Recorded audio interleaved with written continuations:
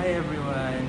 In this video, we will be presenting our final project for Varieties of English. Our primary objective in this video is to carry out the development, status, role, and use of English in country with the elder and expanding circles through interview. In the interviews session, we'll be covering two issues which are the spread of English language and English as a lingua franca. Hi, my name is Danish and I will be covering the outer circle country, which Africa. My name is Aiman and I'll be covering expanding circle country, which is Saudi Arabia. My name is QALISH and I'll be covering the outer circle country which is Philippines. My name is AISHMAD and I will be covering expanding circle country which is Korea. Now let's proceed to our individual presentations. Hi everyone, my name is HAIQAL, the voice of AZMAN, and I will be presenting about outer circle country which is Mauritius. Alright, so hi, my name is Danish, and to begin our interview session, can you introduce yourself, please? Okay, so hi again. My name is Sofraz. I am 24 years old. I am a university student. I am from the island of Mauritius, which is a bit away from. It's a small island near South Africa, but it's part of Africa. Okay, understand. All right. So without further ado, let's deep into our first interview session, which is the first question. Can you explain a little bit of history of your English in your country? So English in my country was introduced by the British when they conquered my island in 1810. But before that, we were actually speaking French because we were conquered by we became a French island in 1715, and then in 1810 again we were conquered by the British, and in 1968 we got our independence. But we got our independence through the British, and so English has been a major pillar for the development of my country. All right, I see. So how do you perceive the growing influence of English in your country?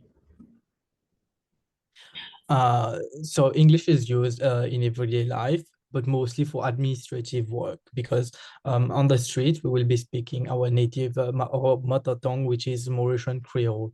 It's more French based than English based, but we do speak English every day. And I think it's a really important influence that English has on my country, because it helps my country to be more open to the world. And for example, we can go anywhere in the world, even in China, even in other parts of Africa, and be speaking the same language or one of the same languages, that is English. Okay, good. All right, next. Is it compulsory to use English in your school and education sector? Yes, it is. We all our textbooks are English based. Our exams are prepared by the Cambridge University. We do A levels, we do O levels. Everything is English here.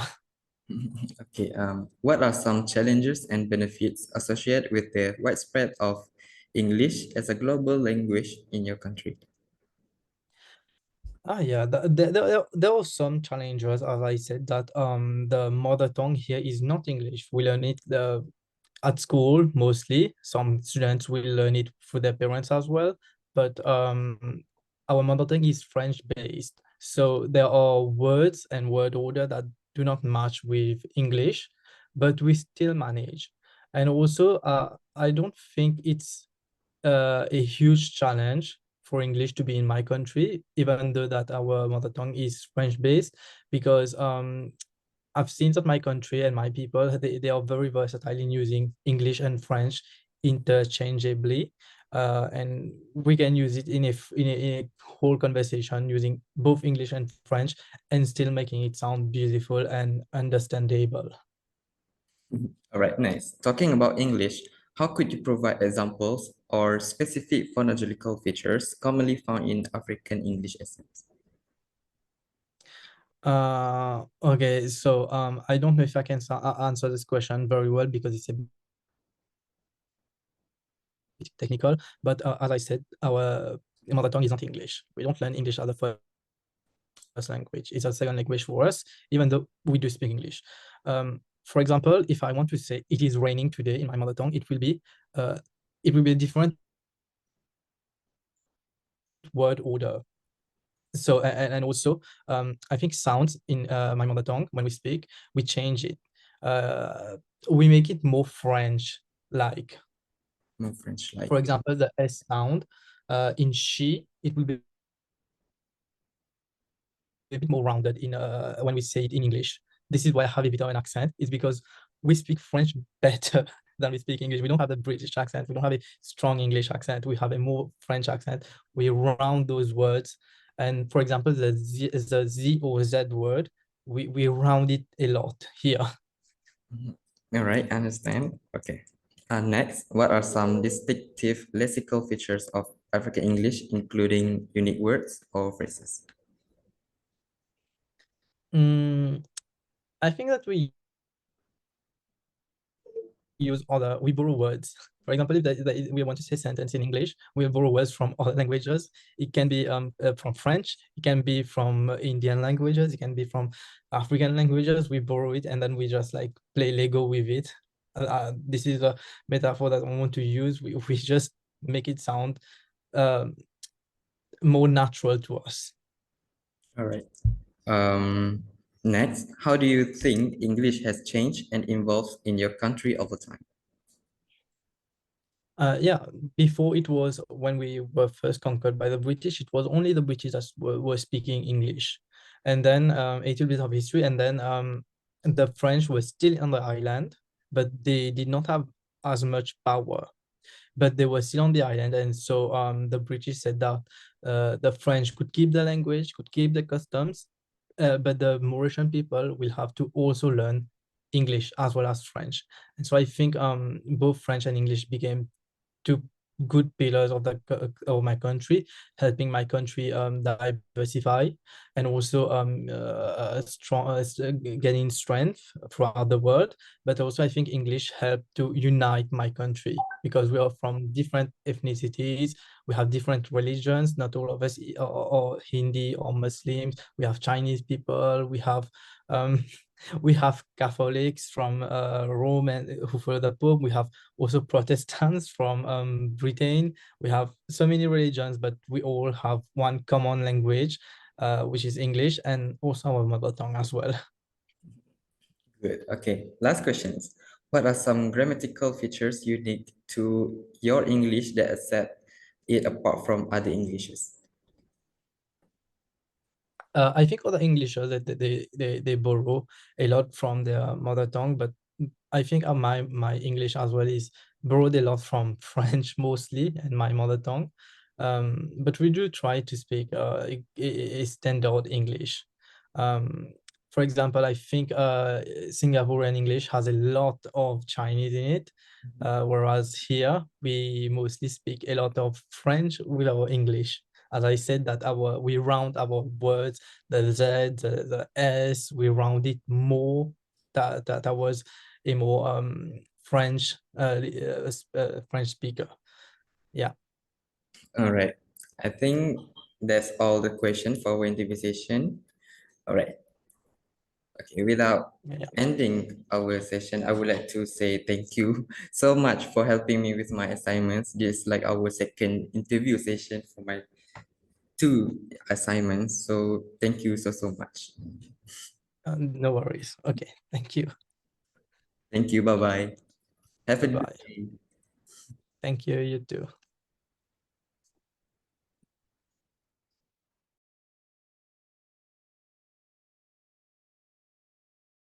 Sarfara's response provide a historical overview of the presence of English in their country. They begin by mentioning the colonization of the island by the British in 1810, which introduced English to the region. Prior to British colonization, he notes that the island predominantly spoke French, as it was under French rule starting in 1750. This transition to British rule in 1810 marked a shift towards English as a significant language.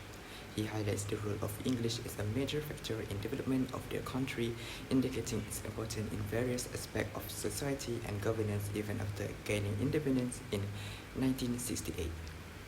He acknowledged the growing influence of English in their country, highlighting its prevalence in administrative work and everyday life. He notes that while Montenegrin Creole, a native mother tongue, is more commonly spoken on the streets and is French-based, English is still used regularly. He views English as an important factor in the country's openness to the world, emphasizing its role in facilitating communication across different countries and religions. Sarfarash acknowledged some challenges associated with the widespread use of English in the country, noting that the mother tongue is French-based, which can lead to mismatch between languages. However, he highlights the versatility of the people in using English and French interchangeably, expressing confidence in their ability to navigate both languages seamlessly in conversations. This suggests that while there are linguistic challenges, individuals in the country are adept at integrating English into their life communication alongside French. Sarfarash acknowledged that English is not their first language and discusses how their mother tongue influenced their English pronunciation and word order. He provides examples such as the word rounding of the S sound in the words like she to align more closely with French phonetics. They also note that their accent is influenced by their proficiency in French, resulting in more French-like pronunciation of certain English sounds. This suggests that phonological features commonly found in African English lessons might reflect the influence of native language and pronunciation patterns. Sarfarash highlights the borrowing of words from various languages including French, Indian language, and African language to enrich African English vocabulary. He used the metaphor of playing with Lego as to illustrate how these borrowed words are integrated and adapted to create a natural and unique linguistic expression in African English. This suggests that African English exhibits distinctive lexical features characterized by the incorporation of words from diverse linguistic sources.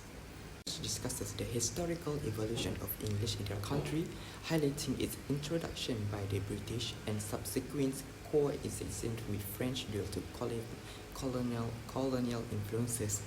He emphasized the role of English and French as pillars of Mauritian society, facilitating diversification and global engagement.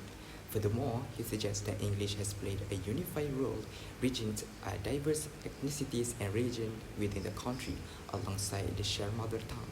This illustrates how English has changed and evolved over time in Mauritius, shaping its culture and linguistic landscape, fostering unity among its people.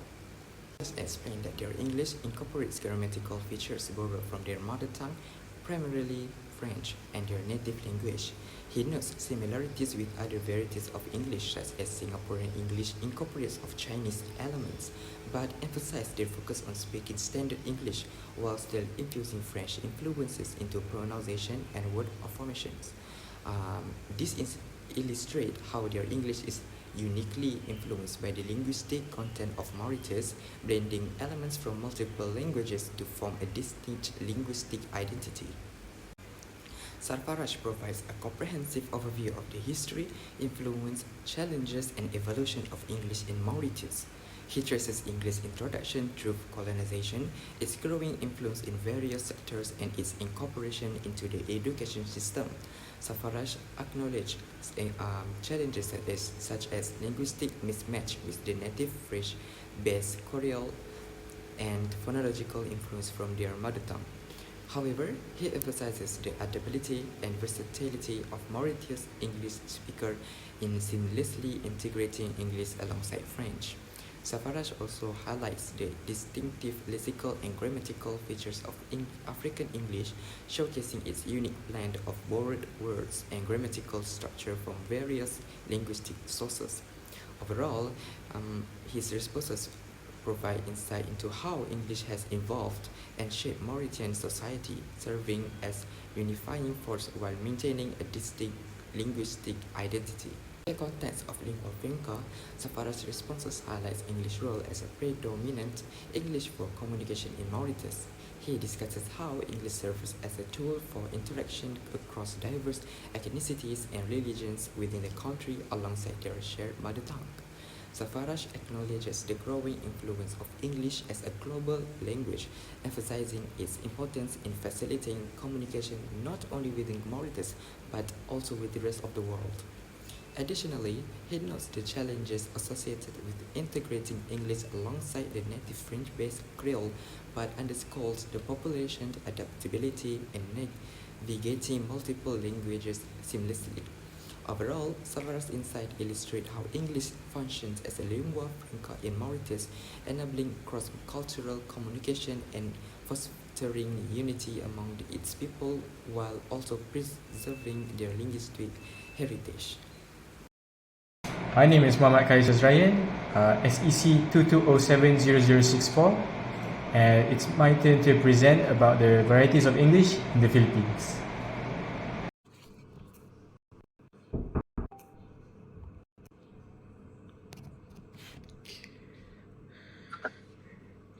Here again. Hello again. Is my audio clear? What? Is my audio clear? Yeah, that was clear. Hello again. Hello. Hopefully, Let's it's recording. okay. Let's Alright. restart again. Firstly, introduce yourself. Where are you from? Yeah, my name is MJ Fasana. I live in the Philippines. Now let's start with the questions. Can you explain in your own words the history of English in the Philippines? History is deeply embedded in Filipino society. I think it began back during the American colonization of my country, where English is forcefully be part of the educational curriculum here. And ever since then, there's been new dialects such as Taglish and other stuff like that. And that's basically the history. Okay, now we're moving on to the next one, which is English compulsory in the education sector over there? Yep. Even when the Americans left, English remained in the educational curriculum. It's been taught in preschool, kinder, elementary, and high school, even to college. Now, let's move on to the next question, which is what do you think is the benefits and challenges of English as a global language in the Philippines? First of all, English really benefits us. For tourists, it really helps. It really helps tourists get across the country since most of the signs here are in English, and it really helps us also in communicating with other people in other countries who also speak English. There's also the challenge of trying to learn English in general, because it's sometimes some pronunciations are really hard to master and all that, and but it's really okay, I must say. Okay, the next question is can you provide unique words, unique English words that are only found in the Philippines? Just like Taglish, which I mentioned earlier, when we say some verbs in English, it's as simple as adding extra words to make that a verb. Like if you will say in English, you will be attending. But in Taglish, you will say attend. You just add extra A's to that word. Oh, so is there other examples other than attend? Yeah, it's first there's in general it's a lot of words. Like if you're gonna drive in Taglish, you will say magda drive. Magda drive. Yep, magda drive. You will gonna drive magda drive. Oh, so you just mix Tagalog and English into one name. Yep. Okay. Yep. Those. Any other examples? There's also allegedly this is the first Taglish word, and that's it's sari sari store. Sari sari means mix. Store means store, of course. It's a basic. Sari sari store is a neighborhood sundry store with lots of stuff. So Yep. how do you spell sari? So SARI? Yep. Okay. This is another question.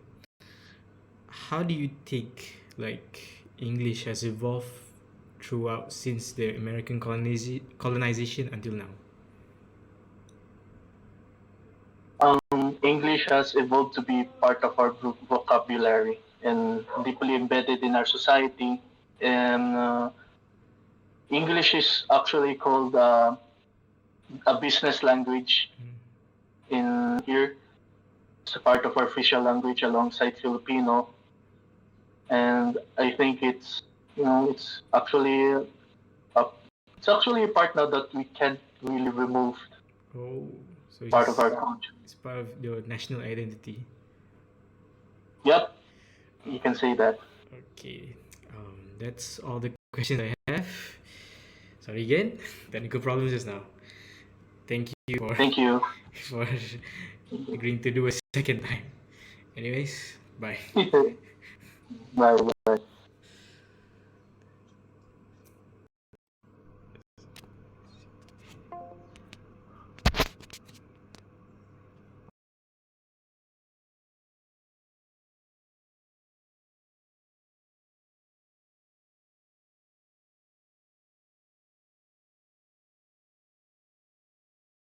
For question 1, the interviewee said about how English started in the Philippines, starting from the American colonization, how English was forced upon the Filipinos through the curriculum that the Americans introduced. And after they left in 1946, the curriculum used by the Americans are still being used by the Filipinos until today. Question. The interviewee talks about how English has become a compulsory subject in the education sector in the Philippines. This is due to the Americans instilling their curriculum during the colonial era of the Philippines, and after the end of the colonization era in 1946, their education system stayed the same, and now English has been taught since preschool to kindergarten to primary to elementary to high school and finally into the college levels. In the third question, the interviewee talks about the benefits of English as a global language in the Philippines. The benefits he stated was for tourism. Since a lot of tourists come to the Philippines, they would be accustomed with the simplicity and convenience of English sign languages located in the Philippines. Other than that, English has become a communicative medium in the business world and to speaking with people who also speak English. And in the challenges, he stated that Philippines have a hard time to learn English basically due to some pronunciations which are hard to master. In the fourth question, the interviewee talks about how there are two types of unique words of English in the Philippines. The first one is Taglish, the mix of Tagalog and English. He gave me two examples, which is first Magda drive. Magda, which is the Tagalog word for will, and drive for driving. Another one is Sari Sari store, which is the word for sundry shop. Other than that, he talks about how Filipinos tend to add extra words in some sentences. For example, the word attend. We would say attend, like ATTEND, but the Filipinos would add an extra A to the beginning, so it becomes ATEN, AATTEND. In the final question, the interviewee talks about how English has become the mainstay in the Philippines. It has been instilled into the Filipino society and become one of the main languages other than Tagalog and Spanish. And finally, he stated that English has become a part of the national identity of the Filipinos. My reflections on the interview I just made is that historically, English has become from a colonizer language, which were instilled to them forcefully by the American colonizers, and to becoming a part of the national Filipino identity, where English has become like a communicative medium between Filipinos, where they talk it as a casual thing. Other than that, to see them benefit off this is quite amazing, because it shows that they are a nation that can be that are convenient in doing business, since English has become a more global language. Other than that, it has become more convenient in the tourism sector, where tourists don't need to translate certain road signs or translate words that the locals are speaking, when the locals also can speak English. For English in lingua franca in the Philippines, I would say English has become a part of the Filipino lingua franca. This is due to them using English as a communicative medium, not just amongst people outside the Philippines, but among Filipinos themselves. Philippines is a trilingual society. Spanish, Tagalog, and English, all three are counted as national languages. So the Filipinos have no hardships to master 2 out of the 3 or all 3 of those languages, because it benefits them, and it also gives us some benefit for us to ease and convenience in the Philippines. Hi, my name is Adam Aiman bin ZAMRI, and I will be discussing the varieties of English that exist in Saudi Arabia. Right. Okay, firstly, hi Mr. Bashir. Can you please introduce yourself, sir? My name is Bishra Abdurrahman. I am Egyptian supervisor of English. I have a master degree in education. I used to work as an instructor of English in Saudi Arabia. I worked there for 10 years as a lecturer at the University of Prince Sultan bin Abdulaziz at Khargi. And then I worked 2 years at Jubail at the Industrial College of Jubail. I see. I used to teach English for adult, university student. Okay. Okay. Sir. Go on, sir. Yes. As for your question, I read them carefully, of course. And I think it is a good point to start with the history of teaching English at Saudi Arabia. Okay, can you please explain the history of English in Saudi Arabia, please, sir? Yes, the history of Saudi Arabia. Because English is connected to the history of establishment Saudi Arabia very much. Okay. Okay. So at the beginning, they started to think about English from the time of King Abdulaziz. Abdulaziz sent some teachers to Egypt 1346 Hijri time, on the date of this is the first you can say set of teachers. They were sent to Egypt to study English. In fact, Saudi rely on Egypt for the educational system, the whole educational system, and Egypt sent many teachers to help Saudi to learn English. But it is only at the time of King Fahd who think about sending more people abroad. So he started to send more teachers to America. Okay. And then King Abdulaziz, and I think King Abdulaziz, in my opinion, I think he is the one who takes the big step, the wide step.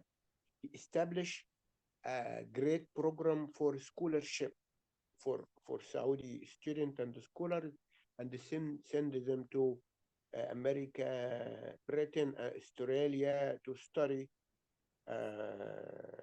English. Okay, he established a great program for 3 phases. For each phase, it's five years. He supported them with money so that they can live there in Europe, in America, in Australia. And those people, when they came back later, they started to hold academic position in the universities, especially academic position. And now those people in Saudi universities, the academic ones, are those the scholars who came back from King Abdullah program. I see. Okay. Yes, sir. Yes, I see, sir. Okay, can we go to the next question, sir? Okay, It's okay. huh? It's okay. Yes, it's okay, it's okay. It's okay. Mohammed bin Salman, King Mohammed bin Salman, now he is repeating the same scholarship program for Saudi because it is connected with the Vision 2030. Okay, expansion, because the new state of Saudi require more people speaking English. Okay, let me start with you with, for example, the beginning of teaching English. It was only started with 4 lessons a week for primary, and then they developed the program. They started to build more secondary schools. They started to build more universities for studying language. Okay. Okay. The history doesn't state any language in Saudi Arabia except for English. They suggest at the beginning French, but it doesn't go. They Oh, started with I think the first secondary school, it was 1355, established by Khadim al-Haramain, King Abdulaziz. They also asked the Egyptian experience to establish universities and educational system there. And Egypt supported them with deans, with academic staff to start the process academically in Saudi Arabia. Okay. What is worth to mention here is Saudi also is connected with religion, Islam, and classic Arabic. There was fatwa. You know fatwa? yes. Fatwa? Yes. Fatwa. Yes, fatwa. Yes, there are fatwa in Saudi. Once there was resistance, the big resistance was from those who make fatwa about not sending their sons to Europe, to America, or to Australia, or to Europe. You know, Yes. there was a big resistance facing English teaching and English language and English scholarship from those. They oppose very much sending, especially girls. Okay, but King Abdullah opened the door, and you know, later the religious authority withdraw. Okay, at the time of Muhammad bin Salman, there is no religious authority for sending scholars abroad to teach. As I stated, as for the phonological features, Saudi phonological feature, they have classic Arabic, very strong accent and articulation that it is affected by their nature of, they are nomad. They are classic speaker of Arabic. So you can find someone say summer vacation. They have trill with R, for Oh, example. yes, sir. Is that all, sir? Summer vacation, they say summer, summer. They Oh, make it like oh, some more. Is that all? summer vacation. Yeah, they have this exaggeration for specific articulation. Sir. Okay? So when we used to teach them, we have difficulties teaching them productive skill. They haven't any contact with native speaker of English, so they are unable to listen to proper English. So it is difficult for them to produce English properly, speaking or writing. Okay, a very important point of view there. Some people of Saudi, I think, that even teaching English and learning English is haram. You know, Yes. they think that English is the language of kufr. So they were forced to study English after joining the university. Okay. Sir. And Sir. yes. Can we move on to the next question, sir? Because I have to keep it 10 minutes long, sir. Okay. Is it okay? Okay. As I stated, the current progress in Saudi is very great. Yeah. It's very big. They have programs for studying English. They had credit hour. They have tracks for teaching English. They have college for studying English. As I stated for you, it is different totally. It is related, teaching English is related to the state vision of 2030. They need more English speakers. Now they open the door for contracting with foreigners, with American teachers, with they have that, you know, that issue that whoever is going to teach English at Saudi Arabia, he should have a CELTA or a master degree in TESOL, for example. Okay? Yeah. This raises the quality of teaching English at the Saudi university. It is changed. They have now more universities. They have now more academic department for teaching English. They have more teachers. They have more professional for teaching English. They have more students to go out there, go abroad to study English in America, and those are coming back already. They are the deans now in Saudi. We have Saudi deans speaking English. They have Saudi deans, Saudi deputy, Saudi teachers, even Saudi teachers. You know, they speak fluent English. It is different. It is totally different than the last, for example, 20 years. Oh, I see. Yes. Of course, something important is they started to focus on establishing IG schools, international schools, private schools. They have British school there. They have American program school.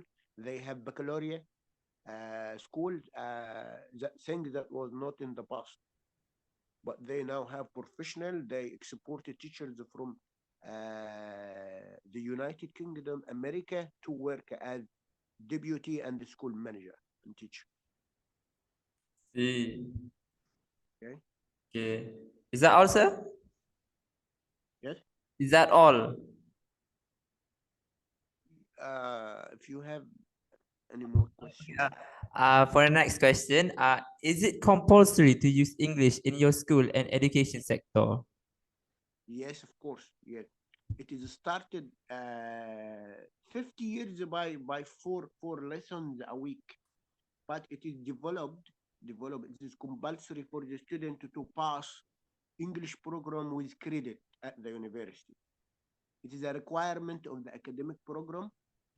Okay, and we have at the university we have courses for teaching listening separately. We have credit for teaching writing. We have credit for teaching the four skills: listening, speaking, reading, and writing. We have academic programs now. The student should have to pass and to get his certificate. That was not in the past, of course. We have IG test, international certificate for English. Student now go online and have their test. So it is English that was changed to be very important element to get your certificate in in Saudi Arabia now these days. Okay, I see. Sir, can I ask you, what do you think are the benefits and challenges of English as a global language, sir? In your country, sir? I'm now in Egypt. Would you like me to talk about the challenges in Egypt now? No, what I mean is that what are the benefits and challenges of you using English in Egypt? Okay. For Saudi Arabia, it is, as I stated, because of the nature of Saudi, they are classic Arabics and classic nomads. They don't have that environment for speaking more English at the Saudi Arabia. Okay, because Arabic language is dominating there. In the opposite, in Egypt, we are suffering from, for example, the low level of income. It is a matter of money. It is a matter of paying for your course. It is a matter of paying for your academic or program or training in Egypt. It is a matter always we think about money before joining a training program or joining a university for studying English. But it is not in Saudi. They don't care about money. It is in Saudi. I think it is about motivation. You know, it is about the environment of speaking English, listening to English, like this. Okay, thank you, sir. For the fourth question, could you provide example of specific phonological feature which are the sounds of words, sir, commonly found in Saudi Arabia accents? Yes, I stated before that they have strong accent.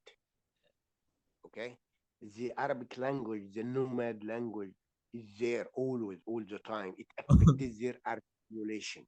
They said, for example, "How are you, sir?" They are slow. They have trill, for example, summer. Yeah, they move their lips and move the summer. I don't know what, but okay. This may affect their fluency. Okay, they have always that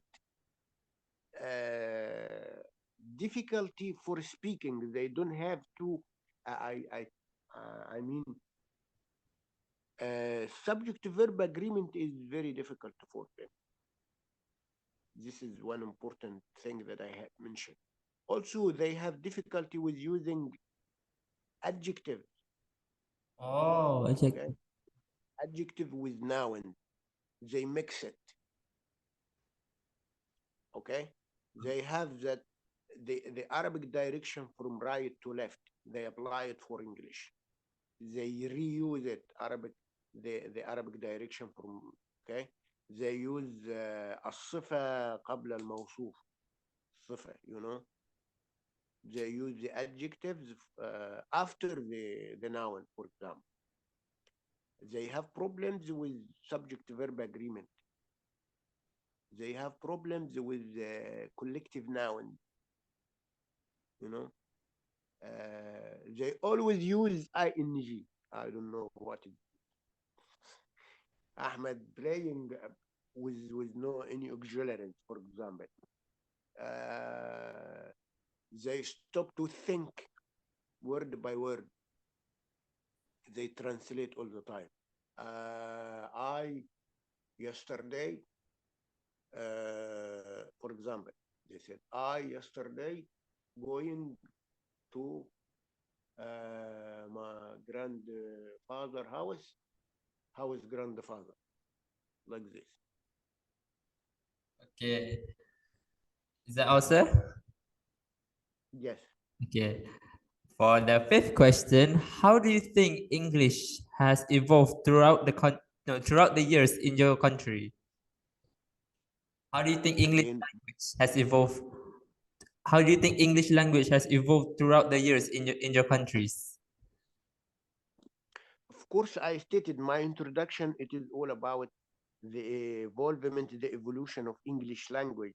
It is now the requirement of the new Saudi Arabia. Oh, Prince Mohammed bin Salman, he issued a lot of political decision about sending more people to America, especially because you know America was opening the American embassy was important event in Saudi Arabia. By the way, at the beginning, the United Kingdom was that place that Saudi should go to learn English. But now it is America, and in addition to Britain and Australia. By the way, they used to borrow, borrow the Egyptian curriculum, the Egyptian books, you know. But now they have their own curriculum. They have contract with Cambridge. They have contract with Oxford. They have contract with Publishing House International. They design the curriculum for them specially. Okay. So they are now going very strong about supporting English teaching at Saudi Arabia. They have the money, they have the tools, and they have the cadre. okay. Sir, last question, sir. Last question. Yes, number 6. I Uh, said. what are some distinctive vocabulary and grammar feature of Saudi Arabia English, including such as unique words or phrases that you can think of, sir? Okay, the religious word Yes. from Saudi Arabia. It is very clear about the Saudi Arabian English. For example, they said inshallah. Okay, inshallah turn it to be internationally. It Yes. means that okay, I will do it in the future. Okay, the word of religious like salah, for example, praying time, they succeeded to turn it some people some word into the word. For example, instead of using the word marriage, they used the word nikah. Okay, Okay. in English, but it is a marriage. It is, I mean, it is the documentary marriage. Okay, Okay. but they turned it to be nikah, for example. تمام. The word fatwa. Okay, the word fatwa. It is very common in Saudi. Also, word of everyday life like حياك الله حياك الله السلام عليكم السلام عليكم. It is now official. I think it is official. السلام عليكم. It is written differently It is written differently, but it is there. It is there. Even American, even whoever foreigners, they use it. Assalamu alaikum. Okay, so it is, for example, it is turned to be a part of formal greeting and email language. Every day they use it. So this is because of the nature of Saudi Arabia, the nature, the Arabic religious, the nature of Saudi Arabia as Arabic religious country affect using English and affect using specific lexical item there. Especially, for example, more example, أوقات الصلاة, صلاة time, فجر, ظهر. Okay. Something important, they use the Hijri date. You know?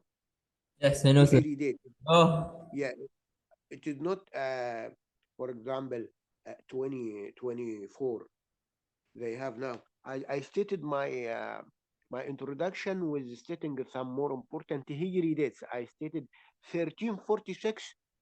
This is in Hijri. Okay. It was the first set of teachers sent to Egypt. They were in 1346 in Hijri. Okay, using Hijri dates is a specific feature for education and for using English in Saudi Arabia. Again, the religious word, the Salah word, some religious word affect English in Saudi Arabia very much, as I stated. Like the word fatwa, like the word the greeting. They don't say good morning, good evening, good afternoon. They don't know about this. Okay, so they said assalamu alaikum. They said HAIQAL, for example, and they use it in their formal correspondence and formal writing. is that all, sir? Yes. Okay, thank you, sir, for your time, sir. Thank you for your My time for the pleasure. interview. I'm sorry for disturbing you, sir. Thank you, sir. Inshallah, may Allah uh, pave your way, inshallah, and looking Amin. forward to from you. Thank you very much. Thank you. Yeah. Assalamualaikum, sir. Bye. Assalamu alaikum.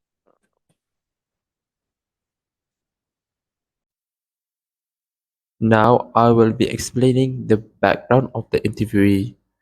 His name is Bashir Abdul Rahman Mohammed and he is 51 years old. He studied at the University of Birmingham with a master's degree in education, international studies in education, policy and management. The language that he speaks is Arabic and English. For question 1, which is, can you explain the history of English in Saudi Arabia? The interviewee responded with the King Abdul Aziz, which is the former king of Saudi Arabia, sent teachers to Egypt in 1346 to start learning English, marking the beginning of English education in Saudi Arabia. His influence played a key role in shaping the development of English education in the country. Moreover, another former king of Saudi Arabia, which is King Fahd, made an important move during his reign by sending more students to study in countries like America, Britain, and Australia. And this makes the interviewee, which is Mr. Bashir, gives credit to King Abdul Aziz and King Fahd for starting a helpful scholarship program that supported students financially during their studies abroad. For question 2, which is it compulsory to use English in school and education sector?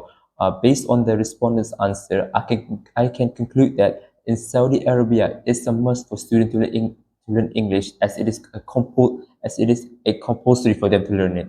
This means they have to take part in English programs and pass them to get credit at the university level. Moreover, passing English isn't just a choice, it's a must for their academic program.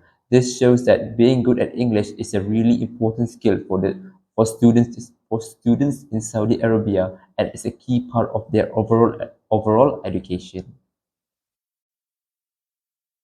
For question number 3, what do you think are the benefits and challenges of English as a global languages? Firstly, we will talk about the benefits. According to the respondents' answer, I can say that English programs in Saudi Arabia have made a big differences in education.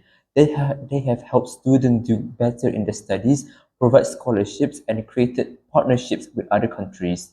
Besides that, knowing English is super important for both school and work now. It opens up opportunities for jobs and academic success, and they're specifically looking for teachers who are really good at English.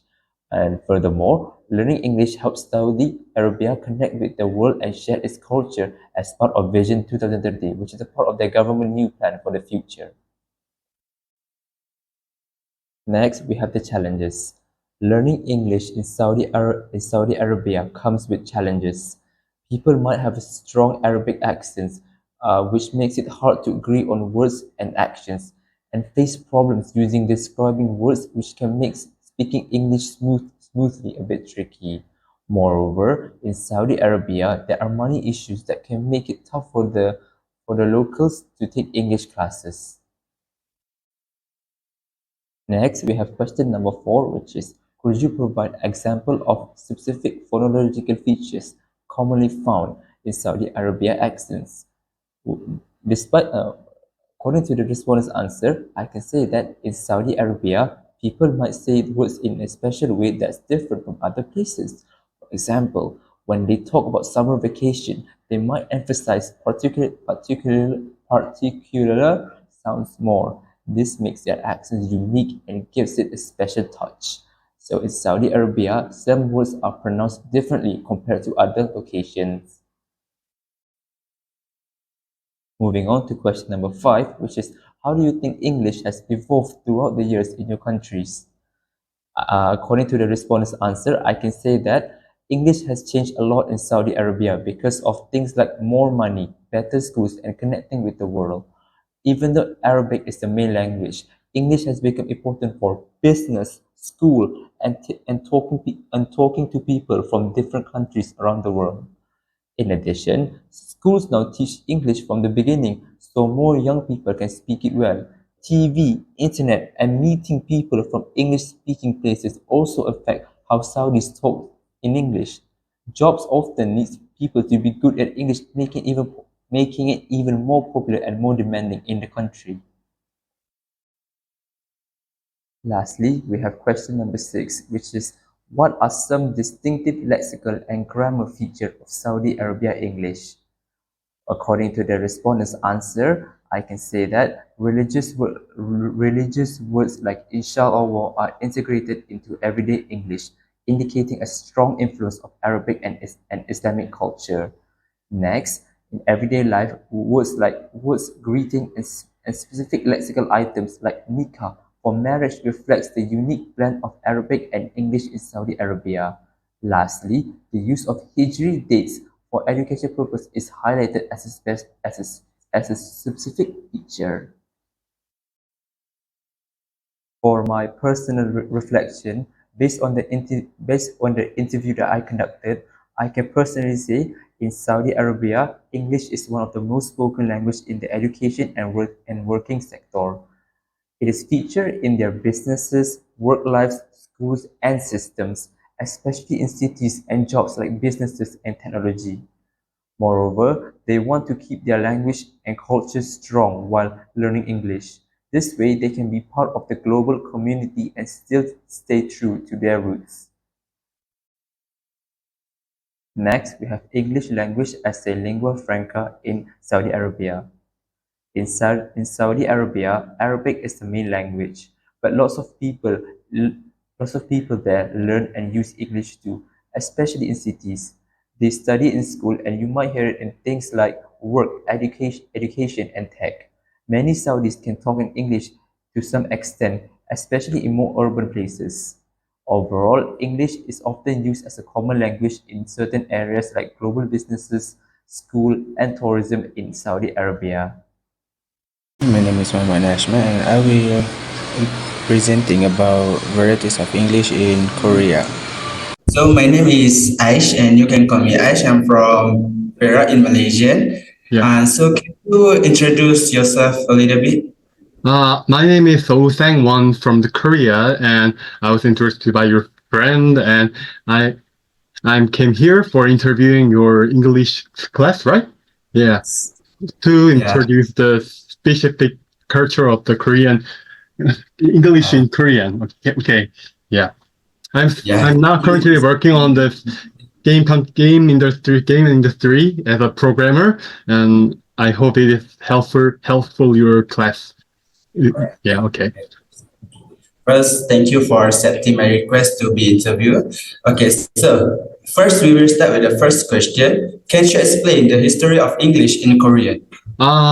In Korea, the first English education in Korea began when the Joseon Empire, the former dynasty in Korea, they established the diplomatic relations with the United States and England. Soon, Korea was occupied by the Japan, sadly, but many Japanese-style English expression began to flow into the Korea. And the country independence was actually achieved through the power of the United States and is more important than before. So, yeah, and then also first president was an independent fighter who was living in America. So English was widely promoted in our nation. Since then, English was began indispensable process of the globalization and modern investment. Yeah. Oh, I see.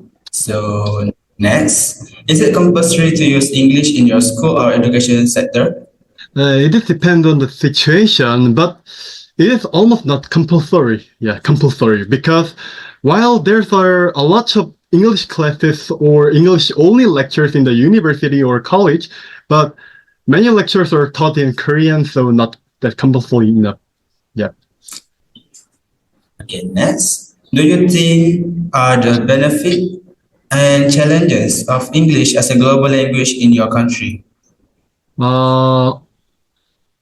Benefits are, of course, Korea is an ally of the United States, and that historically relevant learning environment have been produced and are being supported by the both public and private source. The challenge are that it's not our mother tongue language, and Korea is very homogeneous country, so it's hard to see English being introduced in any further, in my view. Yeah. Yeah. Also, I heard that Korean idol need to learn English to communicate with other fans. Is it true? Pardon? Like Korean idol need to learn English so like they can communicate with the fans out there. Yeah.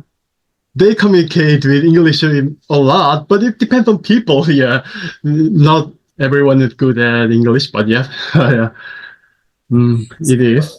Next question. Could you provide the example of specific phonological features that commonly found in Korean accent? Of course, unlike the Chinese and Vietnamese, the modern Korean doesn't have a tone. Like, about the Nishishamamingji has like a Chinese word. Nishishamamingji is like, yeah, they have their specific tone, right? But Korea doesn't have it because, yeah, but however, there's some kind of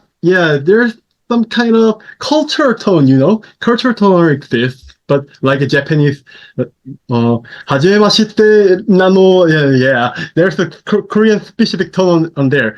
But more specifically, we have a tendency to pronounce the word syllable by syllable. It's like, yeah, for example, the word milk is a one word, right? One syllable, right? A syllable, but as a single syllable. But in Korea, we're tended to tell about the milk, yeah. I want to drink milk, and it's like I think it's like similar with Japanese. Japanese say like a McDonald's as a makudo narudo, and or the wife as waifu, right? However, it is not like it's less Japanese influence, but it's more like a Japanese. It's more like an East Asian influence of Hanzi, the Chinese letter. I think. So actually, I found a video that make a comedian video about the Korean pronunciation like chicken. Yeah, we have specific words about me. You're right. Yeah. So next, how do you think English has evolved throughout the years in your country? As I said, English was very English has changed many times in Korea. Yeah, so but I don't think it's evolved like it has progressed. But I think it's kind of the history of showing the evolution of the accessibility. Yeah.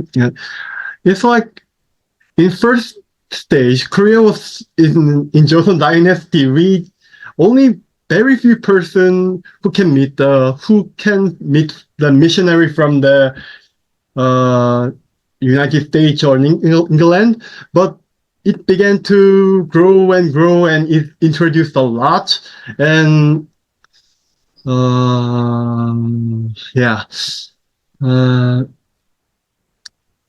it was widely spread by the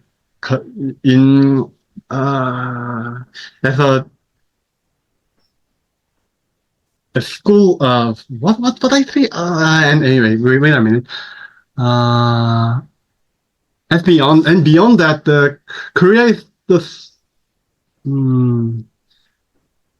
it spread as a basic learning process of the school, okay, and beyond that as Korea is the second country who introduced the internet, and so it adopted the internet lecture as English, and video contents and foreign drama like an American drama or UK drama, United Kingdom's drama was introduced for English education in very fast pace, and now majority Korea has reached a lot of level up to communicate English in some extent. Yeah, I my view.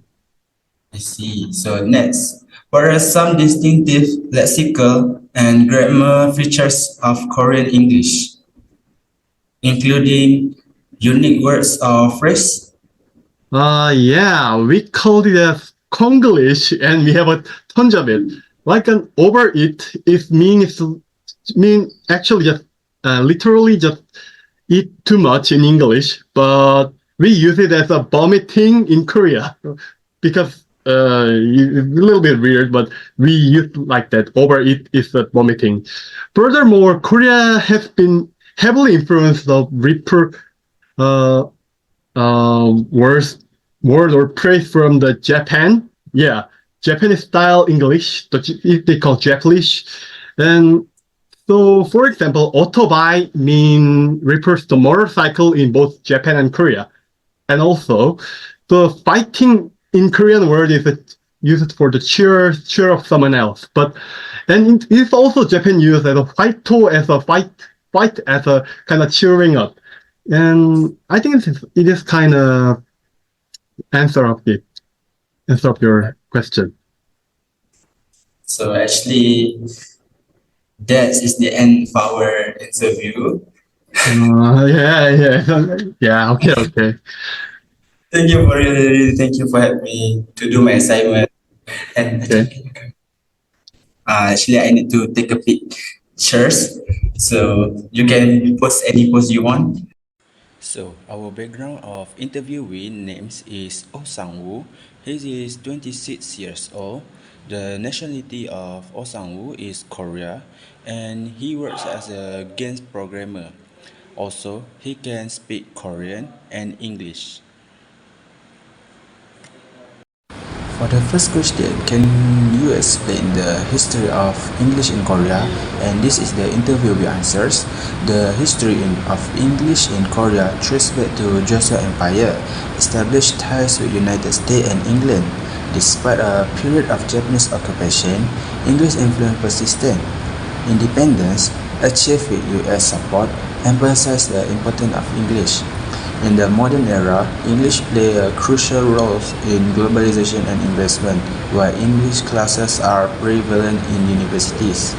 Its use is not compulsory, as many lectures are conducted in Korean.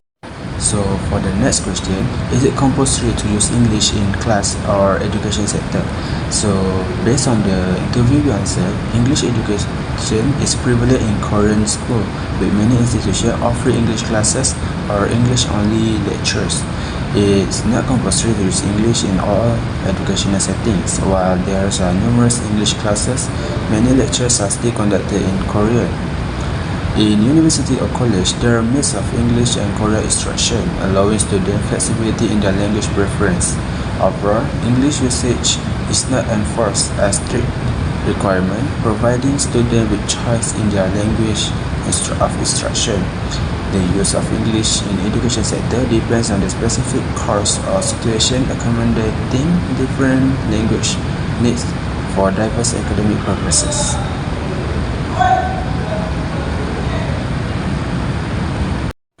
For the third question, is there benefits and challenges of English as a global language in Korea?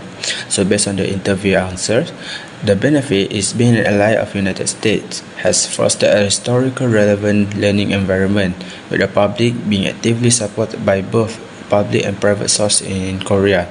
For challenges, English is not the native language in Korea, posing challenges for widespread adoption and proficiency. The homogeneity of Korean population makes it challenging for English to gain further prominence, as a cultural and linguistic focus remain largely Korean. While English is used in certain circles, its adoption depends on individual preference and abilities, while not everyone in Korea being proficient in the language. For the next question is to provide the example of specific phonological features that are commonly found in Korean accent. So unlike Chinese and Vietnamese, Korean lacks tonus element. There is no inherent pitch variation associated with word meaning as found in tonal languages like Chinese. One distinctive features that tendency to pronounce word syllable by syllable. For instance, the word milk might be articulated as milk in the Korean speech, similar to Japanese, like McDonald as McDonaldo. There is an Asian influence, particularly from Chinese character Hanja. This influence can be observed in pronunciation pattern, although it less pronounced compared to Japanese. For instance, the Chinese character Tang in Mandarin is pronounced as Tang in Korean, reflecting shared phonetic influence. Next, how English evolved throughout the years in Korean country. Based on the answer, during the Joseon dynasty, English exposure in Korea was limited, with only a select few having the opportunity to interact with missionaries from United States or England. Over time, English began to gain traction and was introduced more widely through educational institutions. It's become fundamental part of school curriculum, marking the initial stage of its evolution. The adoption of diverse English language media content and the incorporation of internet-based learning propelled Korea to become one of the early adopters of online education. This accelerated the development of English proficiency across the country. So for the last question is to explain what's the distinctive lexical and grammar features in Korean English. So based on the answer, Korean English often referred to as Konglish exhibit significant influence from Japanese style English. For instance, the words autobi in both Japanese and Korean refer to motorcycle, reflecting shared linguistic nuances. In term, fighting in Korea is used to cheer for someone else, indicating encouragement or support. This usage aligns with the Japanese practice of using fight as form of cheering up or encouragement. Konglish is deeply integrated into everyday language, shaping how certain English words and phrases are understood and used in Korea. This reflects the dynamic evolution of English as a adapt cultural and linguistic contents in Korea. The personal reflection that can be made is the historical context highlight the introduction of English education during the Joseon dynasty, with subsequent influence from Japan's and crucial role of the United States in Korean independence. The interviewee emphasized how English has become a symbol of globalization and a modern investment, showcasing its transformative impact of Korean society. The benefit and challenges of Korean as global language in Korea are well explored. The interviewee recognized the historical ties with United States as significant advantage, contributing to the conducive learning environment. However, the challenge of English not being the mother tongue and the homogeneity of Korean present highlight further integrating in the language. For the English language as a lingua franca in Korea, South Korea has one official language, which is Korean, although Japanese, English, and Mandarin are widely spoken and understood. Korean in language is a language isolate, meaning that its language that is unlike any other living or dead. Korean has its own grammar system, vocabulary, and alphabet Hangul script. English serves a primary tool for global communication, facilitating interaction with people from diverse linguistic backgrounds. In business, academia, and international relations, English is often the medium through which Koreans engage with world. The English has become the indispensable lingua franca in Korea, permeating various aspects of society and reflecting the country permitted to global engagement. From our analysis, these are some similarities we found. Both varieties of English exhibit distinctive phonological and lexical features influenced by cultural and linguistic factors. Borrowing words from other languages and integrating them into English lexicon is evident in both Mauritius and Korea, contributing to the richness and diversity of their English varieties. Other differences, which is the challenges, states are learning English in general, where they are taught about how mastering certain areas such as pronunciation can be difficult because they are always speaking using their mother tongue language. Also, because they stick to their culture, English proficiency varies among the population, with not everything being fluent in English. For differences, we have found that both analysis addresses the role of English in education and society. In Mauritius and Philippines, English is compulsory in schools with Cambridge University examination and English-based textbook shaping the education system. Likewise in Korea, while English education is widespread, many lectures are still conducted in Korean, reflecting a balance between English and the native language in education settings. Lastly, upon closer examination, one key difference lies in the colonial history and linguistic context of each country. Mauritius experienced colonization by both French and British powers, resulting in a linguistic landscape influenced by both languages. In contrast, Korea's English language development occurred alongside Japanese occupation and subsequent independence, with less linguistic diversity compared to Mauritius. In summary, people in Saudi Arabia mostly speak Arabic every day. Even though they're trying to teach and use more English, it's not talked a lot in regular conversation. Arabic is still the main language for Saudis in their daily lives.